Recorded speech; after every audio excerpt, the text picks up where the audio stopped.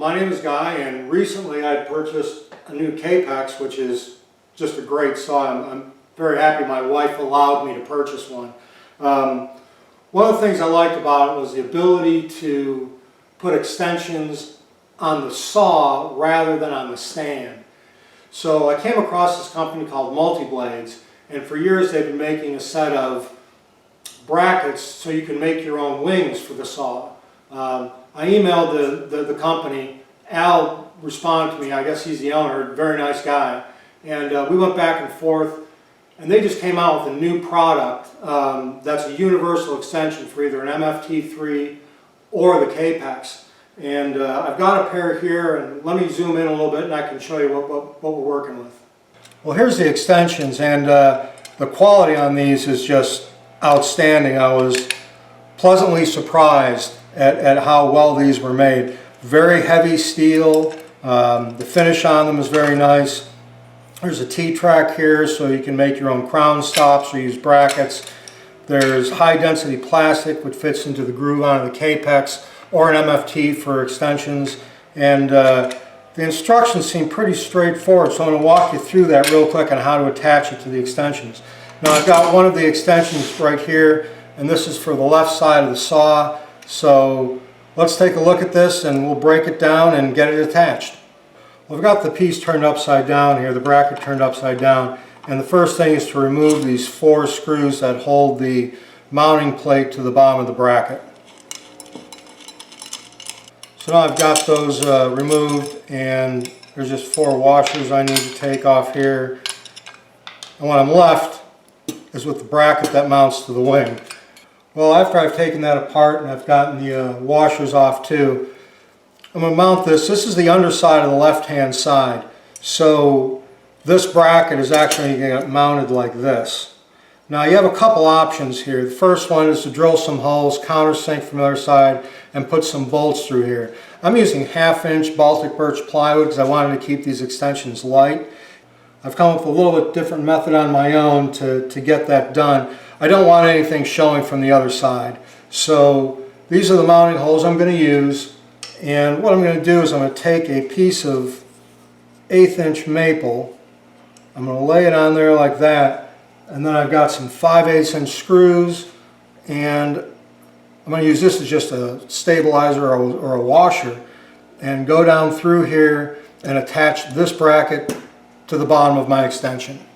So after I've got the brackets mounted to the extension wings, I want to reattach the extension brackets, and those are washers and nuts, and these are just going to be installed loosely at this time. Well, here's what I've got so far. I've got these 4 bolts very loose on here. This is a bracket that goes up underneath the ledge here. This goes into that groove, and when I turn this knob, it's going to clamp the whole thing down. So it's a little loose, so it's not real easy to get on there. Oh, there we go. I just want to tighten this up.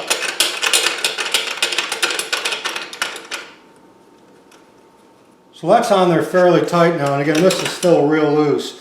So what I'm going to do now is, again, the nice thing about this is there's leveling screws in here. I'm going to flip this piece around, move my camera, and I'll show you what I'm working on underneath this. I've got a straight edge clamp to the table of my miter saw, and that's just to give me a reference point. And as I mentioned before, there's 4 leveling screws on each one of these posts. So I just want to bring that up till it meets. So now that I've got those 4 nuts on there, I'm going to go ahead and tighten these just to lock everything in place temporarily. Well, I finished making the supports for the rails, and I'm going to put this one on here now. So I'm going to hold that up. I'm going to flush it up in the front.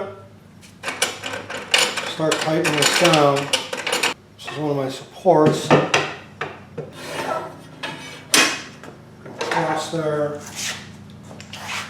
Clamp this on so it's real nice and tight. Give me a nice reference edge. Well, I've got the support in place and I've got it propped up so it's level across. I've already adjusted the ones in the back, and just need to adjust the ones in front a little bit.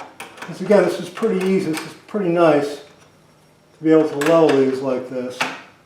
So I'm just going to play with this a little bit. Not going to take much. Actually, I want it just a hair below the surface. I'll tighten these gold lock nuts down.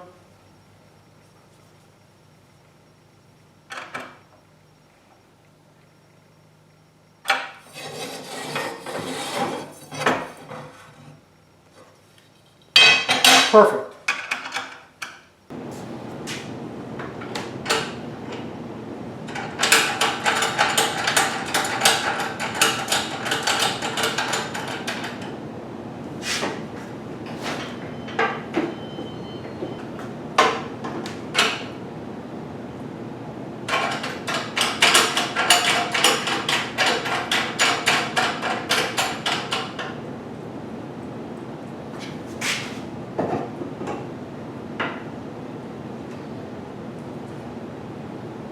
That's about how quickly I can put those on.